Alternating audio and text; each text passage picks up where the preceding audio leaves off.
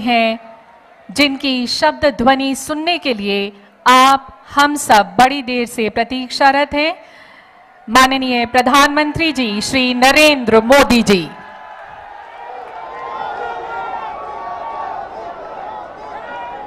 भारत माता की, भारत माता की। मध्य प्रदेश के राज्यपाल श्रीमान मंगूभाई पटेल, मुख्यमंत्री भाई शिवराज जी, रेल मंत्री अश्विनी जी, अन्य सभी महानुभाव और विशाल संख्या में आए हुए भोपाल के मेरे प्यारे भाइयों और बहनों, सबसे पहले मैं इंदौर मंदिर में रामनवमी का जो हादसा हुआ, मैं अपना दुख व्यक्त करता हूं। इस हादसे में जो लोग असमय हमें छोड़ गए, उन्हें मैं श्रद्धांजलि देता हूं। उनके परिवारों के प्रति अपनी संवेदना व्यक्त करता हूं। जो श्रद्धालु जख्मी हुए हैं, जिनका अस्पताल में इलाज जारी है, मैं उनके जल्द स्वास्थ्य की भी कामना करता हूं। साथियों, आज एमपी को अपनी पहली वंदे भारत एक्सप्रेस ट्रेन मिली है। वंदे भारत एक्सप्रेस से भोपाल और दिल्ली के बीच का सफर और तेज हो जाएगा। ये ट्रेन प्रोफेशनल्स के लिए, नौजवानों के लिए, कारोबारियों के लिए नई सुविधा लेकर के आएगी। साथियों, ये आयोजन जिस आधुनिक और भव्य रानी कमलापति स्टेशन पर हो रहा है, उसका लोकार्पण करने का सौभाग्य भी आप सबने मुझे दिया था। आज मुझे यहीं से दिल्ली के लिए भारत की आधुनिकतम वंदे भारत ट्रेन को रवाना करने का आपने अवसर दिया है। रेलवे के इतिहास में कभी बहुत कम ऐसा हुआ होगा कि एक ही स्टेशन पर इतने कम अंतराल में किसी प्रधानमंत्री का दोबारा आना हुआ हो।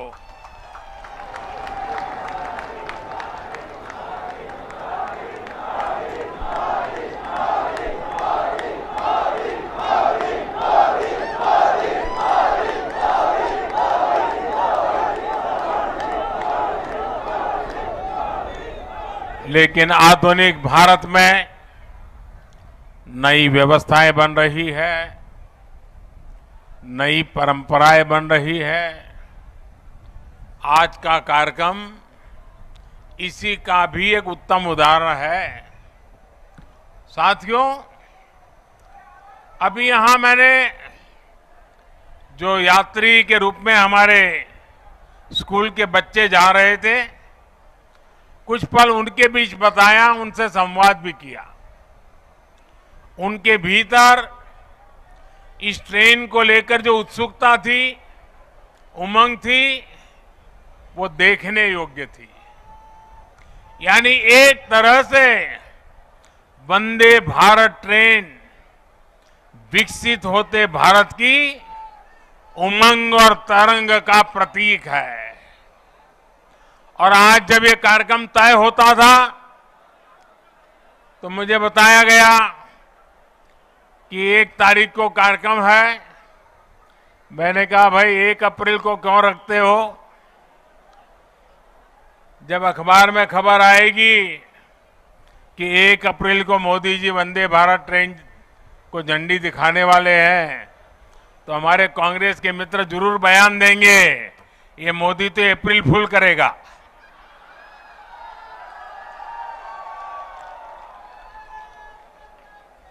लेकिन आप देखते हैं 1 अप्रैल को ही ये ट्रेन चल पड़ी है। साथियों, ये हमारे कौशल, हमारे सामर्थ्य, हमारे आत्मविश्वास का भी प्रतीक है। और भोपाल आने वाली ये ट्रेन तो पर्यटन को सबसे ज्यादा मदद करने वाली है। इससे सांची स्तूप, भीमबेटका, भोजपुर और उदयगिरी गुफा जैसे पर्यटन स्थलों में आवाजाही और बढ़ने वाली है। और आपको पता है कि पर्यटन बढ़ता है तो रोजगार के अनेक अवसर बढ़ने लग जाते हैं, लोगों की आय भी बढ़ती है।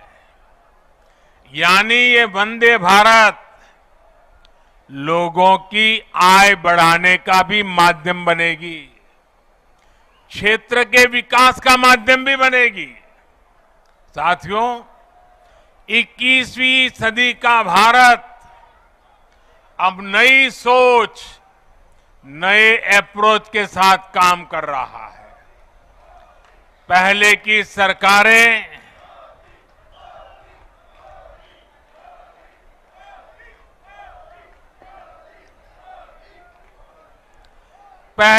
सरकारें तुष्टीकरण में ही इतना व्यस्त रही कि देशवासियों के संतुष्टीकरण पर उनका ध्यान ही नहीं गया। वे वोट बैंक के तुष्टीकरण में जुटे हुए थे।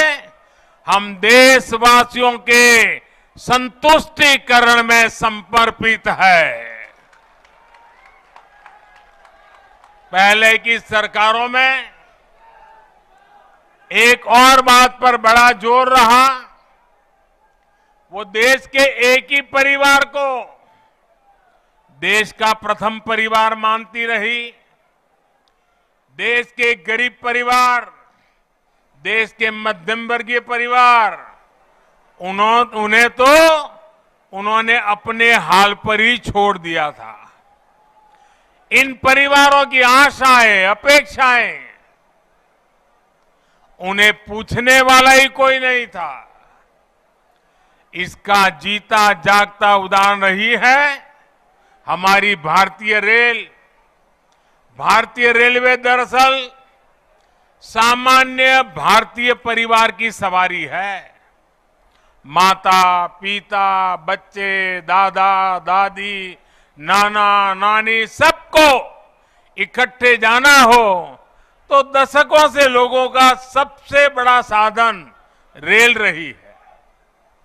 क्या सामान्य भारतीय परिवार की इस सवारी को समय के साथ आधुनिक नहीं किया जाना चाहिए था?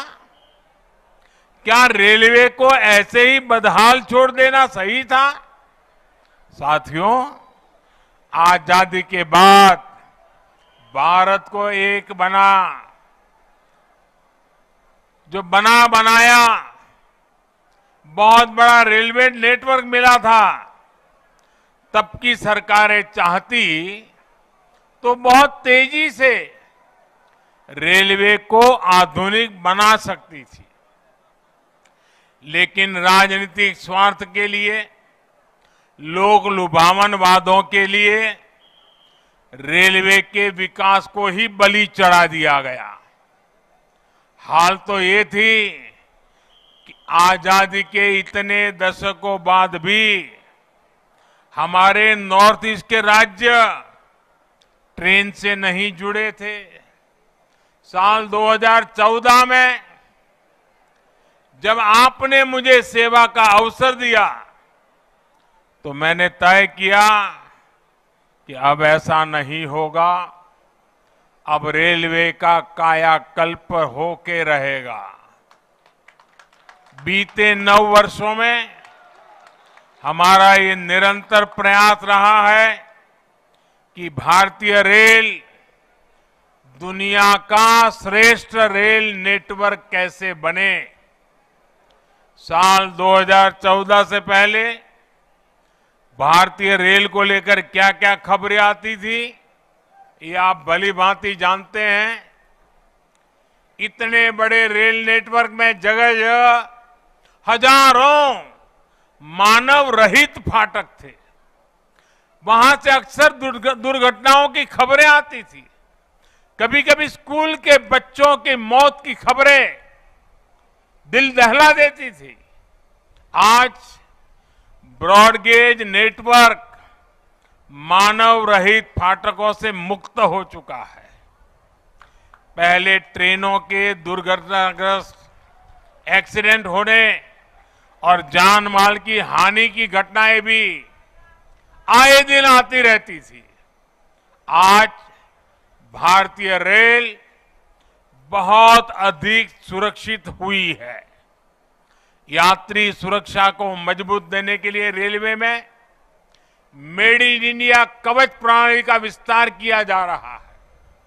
साथियों, सुरक्षा सिर्फ हादसों से ही नहीं है, बल्कि अब सफर के दौरान भी अगर किसी यात्री को शिकायत होती है तो त्वरित कार्रवाई की जाती है।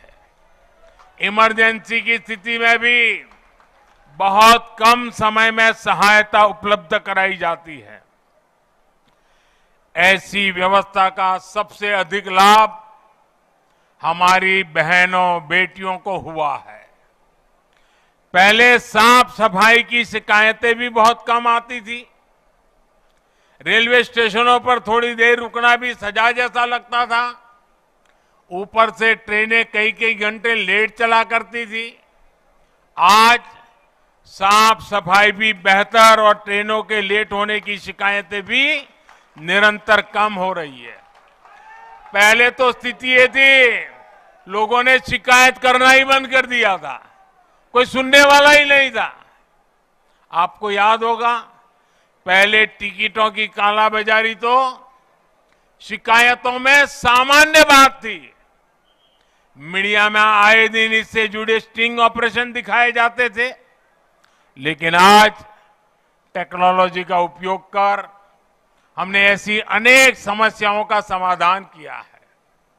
साथियों, आज भारतीय रेलवे देश के छोटे शिल्पकारों और कारीगरों के उत्पादों को देश के हर कोने तक पहुंचाना का भी बड़ा माध्यम बन रही है।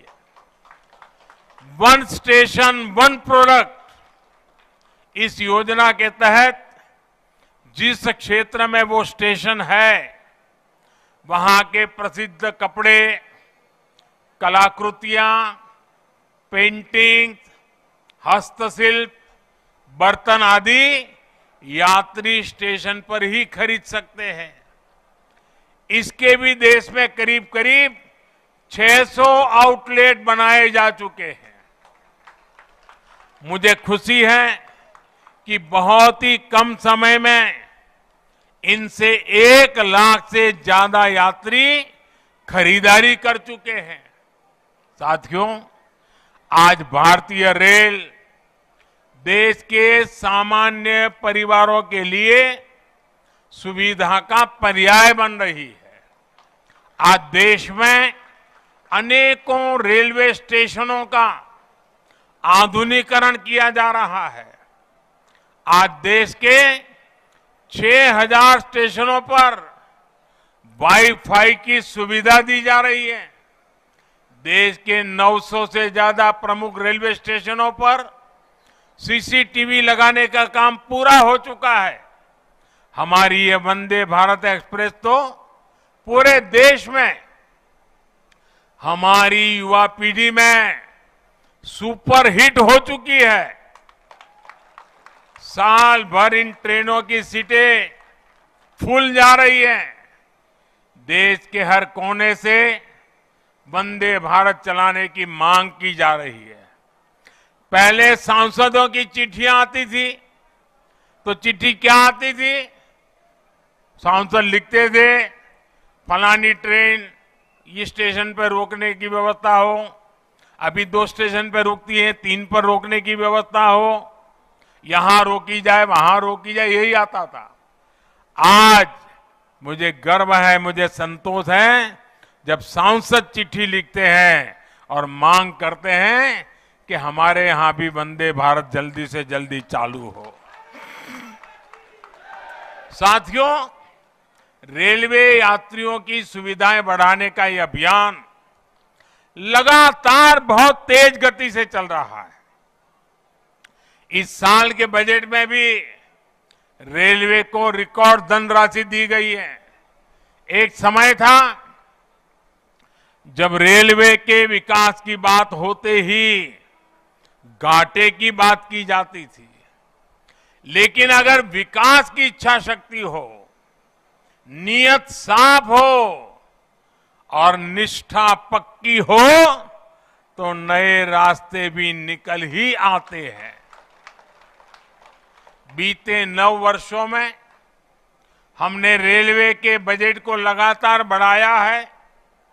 मध्य प्रदेश के लिए भी इस बार 13,000 करोड़ रुपए से अधिक का रेलवे बजट आवंटित किया गया है, जबकि 2014 से पहले मध्य प्रदेश के लिए हर वर्ष औसतन 600 करोड़ रुपया, आप बताइए 600 करोड़ रुपए रेलवे बजट था।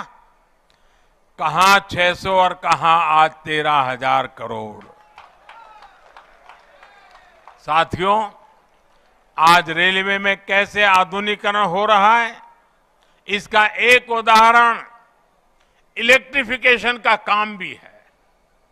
आज आप आए दिन सुन रहे हैं कि देश के किसी न किसी हिस्से में रेलवे नेटवर्क का 100% बिजलीकरण हो चुका है। जिन 11 राज्यों में 100% बिजलीकरण हो चुका है, उसमें मध्य प्रदेश भी शामिल है। 2014 से पहले हर साल एवरेज 600 किलोमीटर रेलवे रूट का इलेक्ट्रिफिकेशन होता था। अब हर साल औसतन 6,000 किलोमीटर का इलेक्ट्रिफिकेशन हो रहा है। ये है हमारी सरकार के काम करने की रफ्तार। साथियों, मुझे खुशी है मध्य प्रदेश आज पुराने दिनों को पीछे छोड़ चुका है। अब मध्य प्रदेश निरंतर विकास की नई गाथा लिख रहा है। खेती हो या फिर उद्योग, आज एमपी का सामर्थ्य भारत के सामर्थ्य को विस्तार दे रहा है। विकास के जिन पैमानों पर कभी मध्य प्रदेश को बीमारू कहा जाता था, उनमें से अधिकतर में एमपी का प्रदर्शन प्रशंसनीय है। आज एमपी गरीबों के घर बनाने में अग्रणी राज्यों में है। हर घर जल पहुंचाने के लिए भी मध्य प्रदेश अच्छा काम कर रहा है। गेहूं सहित अनेक फसलों के उत्पादन में भी हमारे मध्य प्रदेश के किसान नए रिकॉर्ड बना रहे हैं। उद्योगों के मामले में भी अब ये राज्य निरंतर नए कीर्तिमानों की तरफ बढ़ रहा है। इन सब प्रयासों से यहां युवाओं के लिए अनंत अवसरों की संभावनाएं भी बन रही है। साथियों, देश में विकास के लिए हो रहे इन प्रयासों के बीच आप सभी देशवासियों को एक और बात की ओर भी ध्यान खिंचवाना चाहता हूं। हमारे देश में कुछ लोग हैं जो 2014 के बाद से ही ये ठान कर बैठे हैं और पब्लिकली बोले भी हैं, और उन्होंने अपना संकल्प घोषित किया है। क्या किया है? उन्होंने अपना संकल्प घोषित किया है, हम मोदी की छवि को धूमिल करके रहेंगे।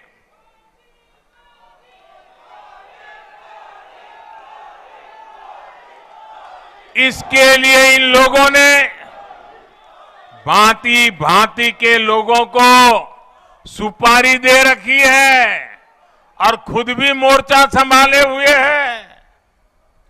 इन लोगों का साथ देने के लिए कुछ लोग देश के भीतर है और कुछ देश के बाहर भी बैठकर अपना काम कर रहे हैं। ये लोग लगातार कोशिश करते रहे हैं कि किसी तरह मोदी की इमेज को दुर्बल कर दें, लेकिन आज भारत के गरीब, भारत का मध्यम वर्ग, भारत के आदिवासी, भारत के दलित, पिछड़े, हर भारतीय आज मोदी का सुरक्षा कवच बना हुआ है। और इसीलिए ये लोग बौखला गए हैं। ये लोग नए नए पैंतरे अपना रहे हैं। 2014 में उन्होंने मोदी की इमेज, मोदी की छवि धूमिल करने का संकल्प लिया। अब इन लोगों ने संकल्प ले लिया है, मोदी तेरी कब्र खुदेगी। इनकी साजिशों के बीच आपको, हर देशवासी को देश के विकास पर ध्यान देना है, राष्ट्र निर्माण पर ध्यान देना है। हमें विकसित भारत में मध्य प्रदेश की भूमिका को और बढ़ाना है।